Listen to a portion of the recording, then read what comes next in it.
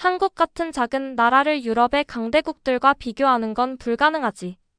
여기 스페인에서 에너지 전문가로 일하고 있는 외국인 남성이 있습니다.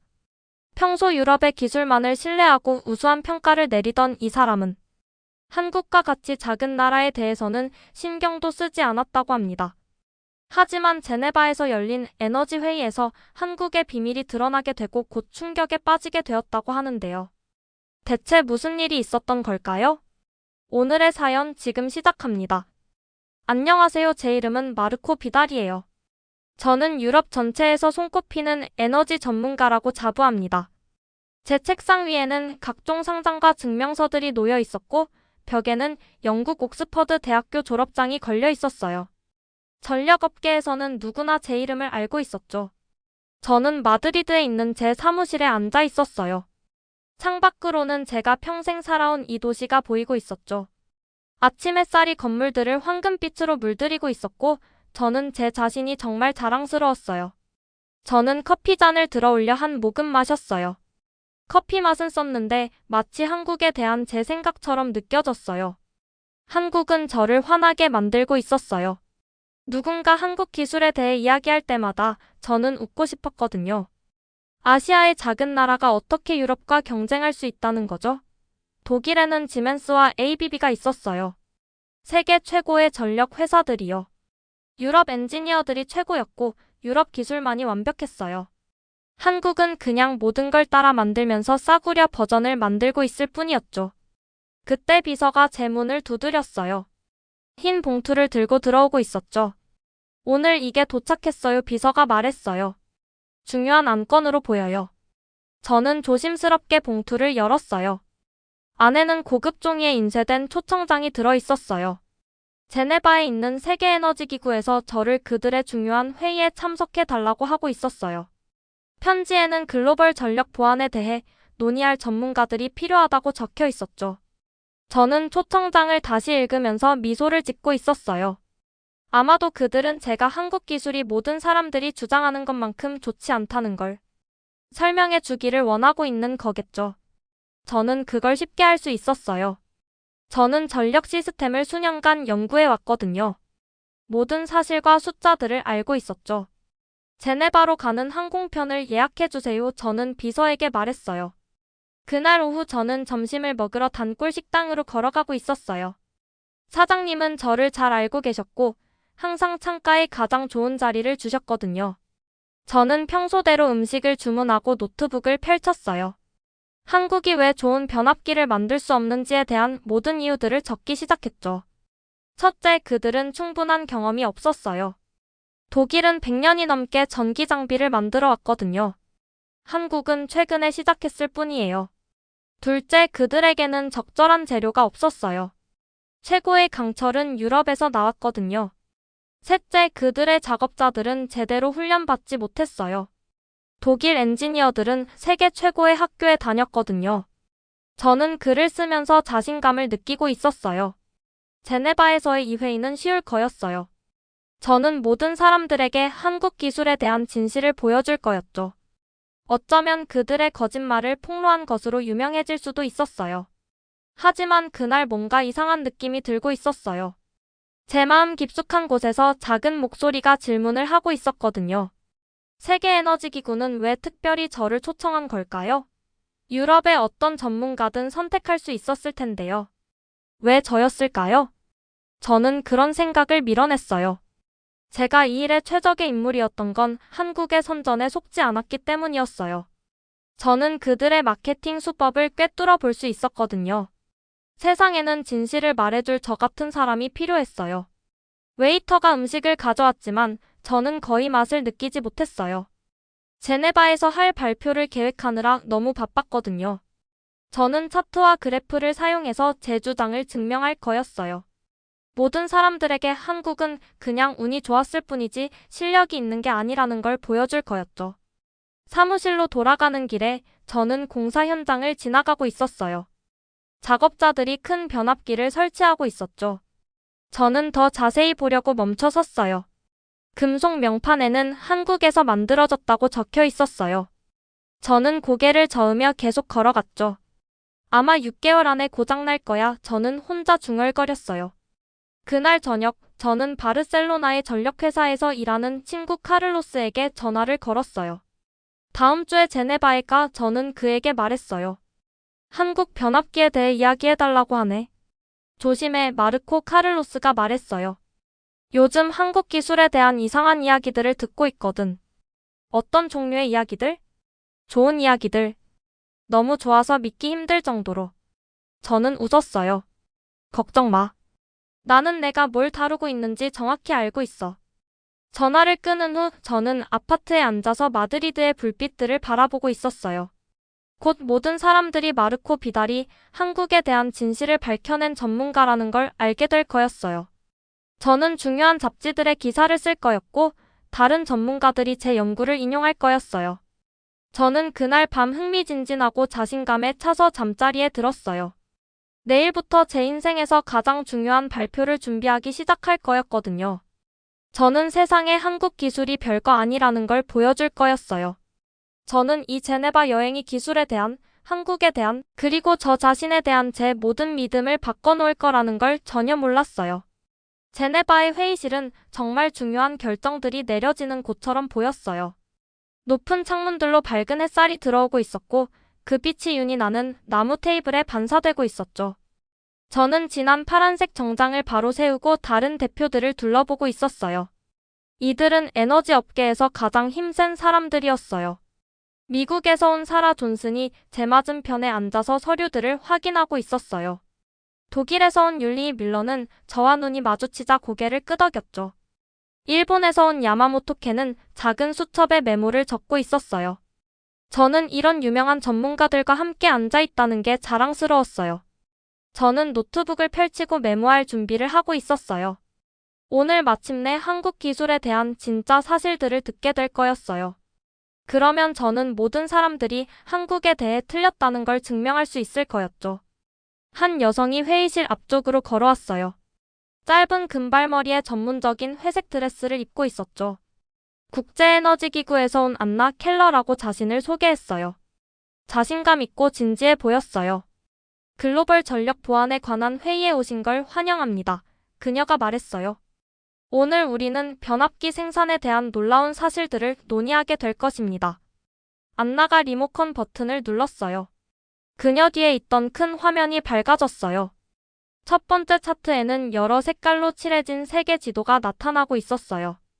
그녀가 독일과 한국을 가리켰어요. 세계 초고압 변압기의 83%가 이 두 나라에서 나옵니다. 그녀가 발표했어요. 저는 고개를 끄덕이며 미소를 짓고 있었어요. 이건 제가 예상했던 바로 그것이었어요. 독일은 최고의 전기 장비를 만드는 것으로 유명했거든요. 당연히 1등일 거였어요.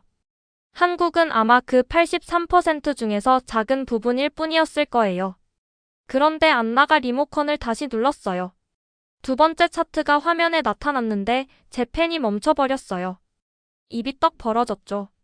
그 숫자들은 불가능해 보였지만 모든 사람들 앞에 바로 거기 있었어요.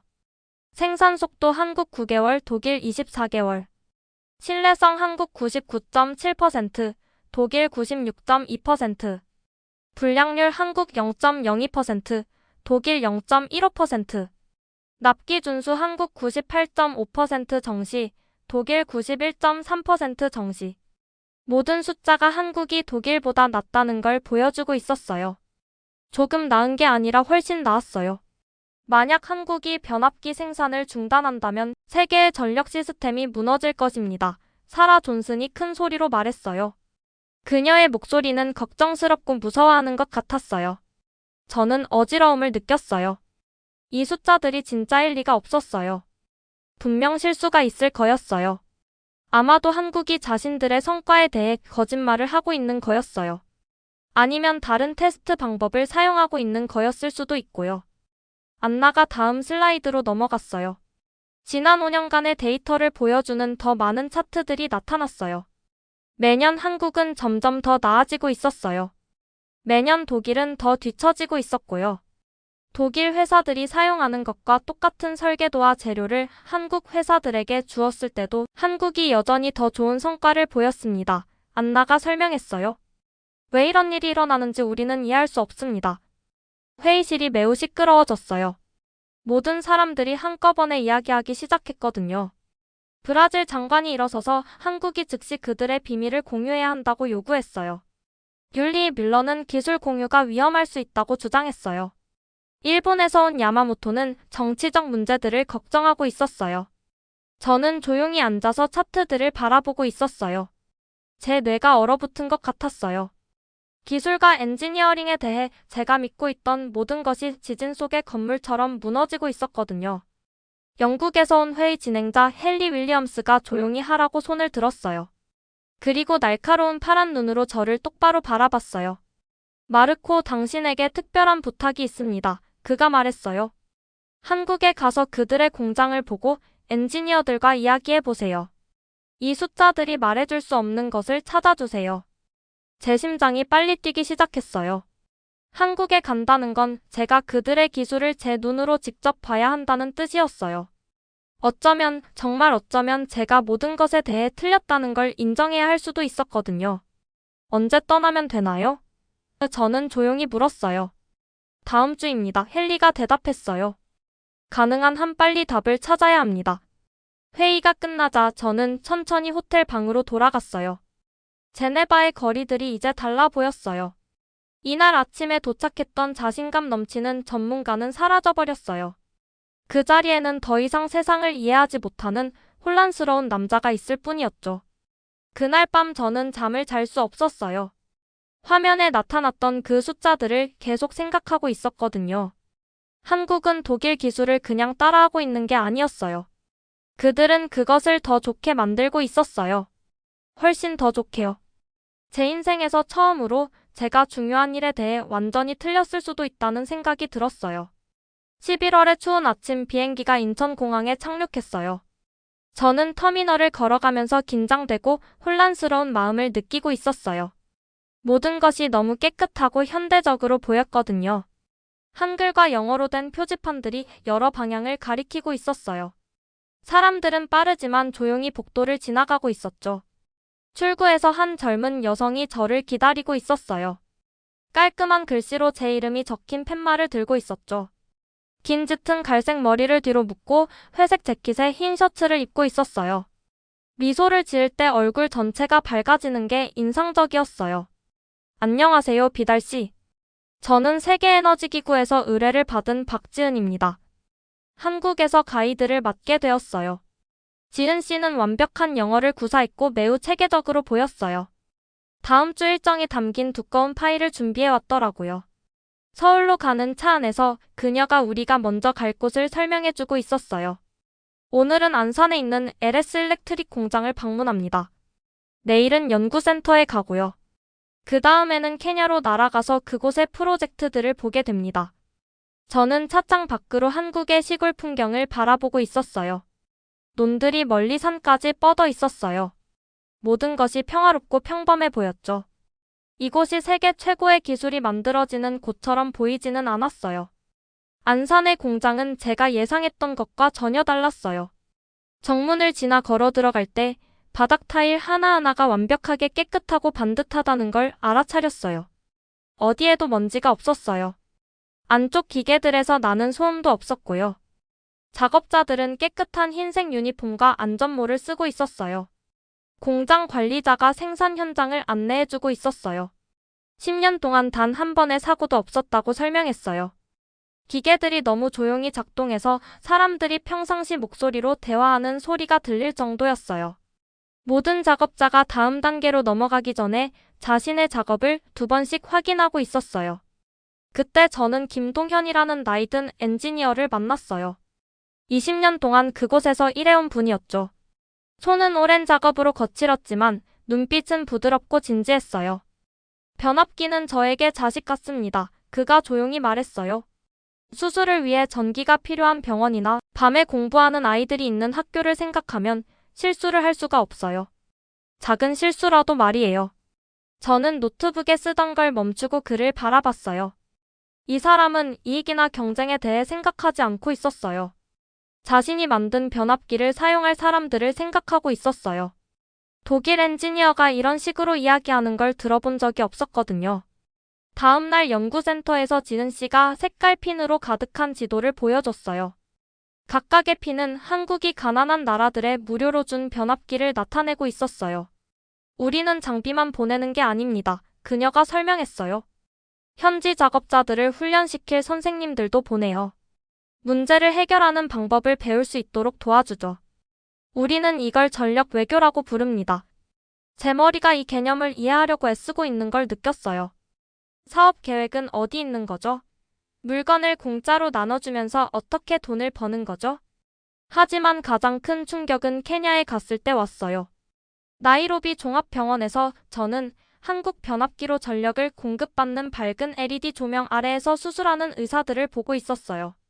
병원장인 조셉 무티 박사가 응급실을 안내하며 함께 걸었어요. 한국 장비가 오기 전에는 수술 중에 정전이 되면 환자를 잃었습니다. 이제는 24시간 내내 생명을 구할 수 있어요. 저는 몇 년 전 런던에서 정전 중에 돌아가신 친구 아버지를 생각했어요. 갑자기 이건 더 이상 기술에 관한 이야기가 아니었어요. 생과 사에 관한 이야기였어요. 마타레노스 초등학교에서는 아이들이 한국이 기증한 컴퓨터 앞에 앉아 있었어요. 교실은 밝고 따뜻했어요. 아이들이 신나게 손을 들고 질문에 답하고 있었죠. 저를 보자 영어로 소리쳤어요. 한국은 좋은 나라예요. 제 가슴이 이름 모를 감정으로 뭉클해지고 있었어요. 하지만 키베라 마을이 제 안에 무언가를 완전히 무너뜨렸어요. 5,000명이 사는 이 마을은 한국이 무료로 변압기를 설치해주기 전까지 전기 없이 살고 있었어요. 이제 마저리 와니아는 전기 재봉틀을 사용해서 3배나 많은 돈을 벌고 있었어요. 마을 병원에는 생명을 구할 수 있는 엑스레이 기계가 있었고요. 해질 무렵 키베라를 걸으면서 전기가로등 아래 모여있는 가족들을 바라보고 있을 때 저는 끔찍하면서도 놀라운 걸 깨달았어요. 기술에 대해 제가 믿고 있던 모든 것이 틀렸다는 걸요. 최고의 기술은 가장 똑똑하거나 가장 강한 것이 아니었어요. 평생 만나지도 못할 사람들을 걱정하는 마음이었어요. 그날 밤 나이로비 호텔 방에서 저는 한국 기술에 대한 제 옛 메모들을 모두 버렸어요. 내일은 완전히 다른 보고서를 써야 할 거였어요. 제네바로 돌아왔을 때 모든 것이 똑같아 보였지만 느낌은 완전히 달랐어요. 같은 회의실, 같은 나무 테이블, 같은 중요한 사람들이 같은 의자에 앉아 있었어요. 하지만 저는 2주 전에 떠났던 그 마르코 비달이 아니었어요. 헨리 윌리엄스가 회의를 시작한다고 했어요. 모든 대표들이 몸을 앞으로 기울이며 제가 한국에서 무엇을 발견했는지 듣기를 기다리고 있었어요. 그들은 제가 한국이 기술 비밀을 공유하도록 압박하는 계획을 확인해 줄 거라고 기대하고 있었죠. 저는 천천히 일어나서 회의실 앞쪽으로 걸어갔어요. 노트북을 큰 화면에 연결하면서 손이 조금 떨리고 있었어요. 첫 번째 이미지가 제 뒤에 나타났어요. 키베라 마을 아이들이 전기 불빛 아래에서 공부하는 사진이었어요.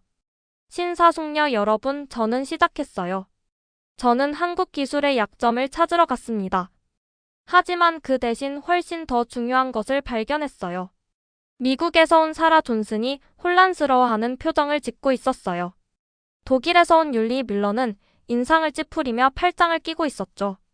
그들은 차트와 숫자들을 기대하고 있었지 아프리카 아이들 사진을 기대한 건 아니었거든요. 저는 다음 사진으로 넘어갔어요. 김동현 씨가 거대한 변압기 옆에 서서 거친 손을 금속 표면에 부드럽게 올려놓고 있는 모습이었어요. 이분은 변압기가 자신의 자식 같다고 말했어요. 자신이 만든 장비를 사용할 병원과 학교를 생각한다고 했어요. 이건 단순한 제조업이 아니에요. 이건 사랑이에요. 회의실이 매우 조용해졌어요.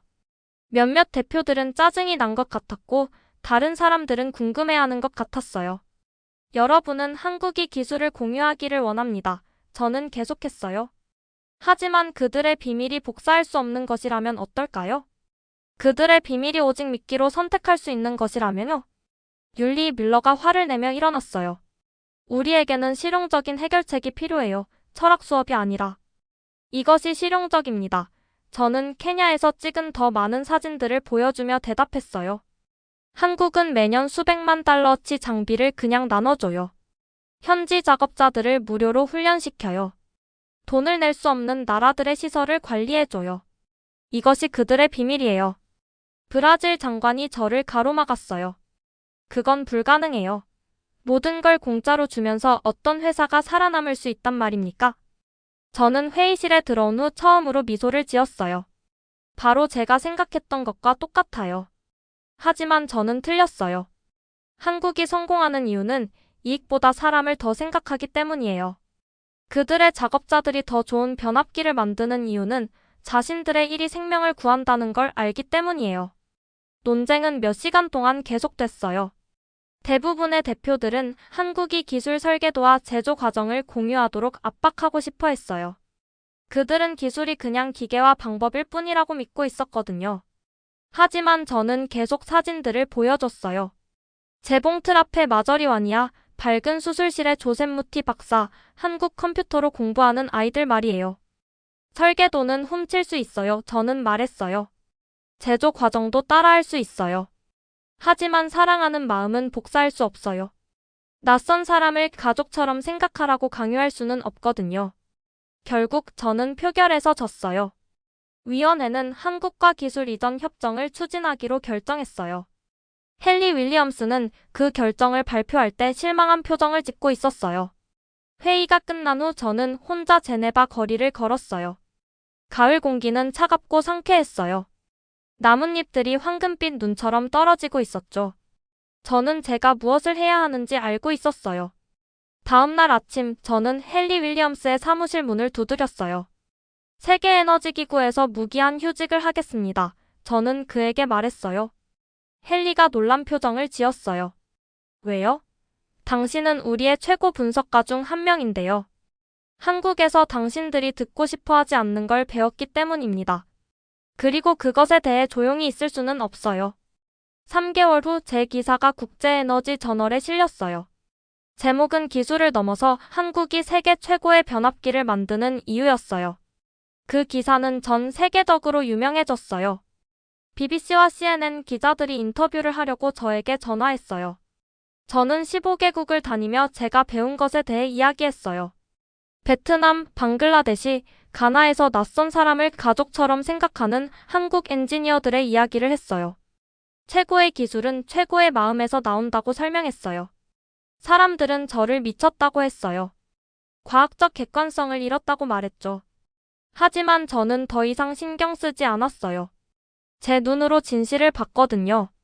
때로는 가장 중요한 발견이 우리 주변의 세상에 관한 게 아니에요. 우리 안에 있는 편견에 관한 거죠. 한국은 변압기에 대한 제 생각만 바꾼 게 아니었어요. 한국은 저를 완전히 바꿔놨어요. 이제 어떤 기술을 봐도 저는 간단한 질문을 해요. 이걸 누가 만들었고 왜 만들었을까? 그 답이 그것이 정말로 제대로 작동할지에 대해 알아야 할 모든 것을 말해줘요. 진짜 힘은 기술 자체에 있는 게 아니에요. 진짜 힘은 그 뒤에 있는 사람에 있어요. 오늘 영상은 어떠셨나요? 마음에 드셨다면 구독과 좋아요 부탁드립니다. 감사합니다.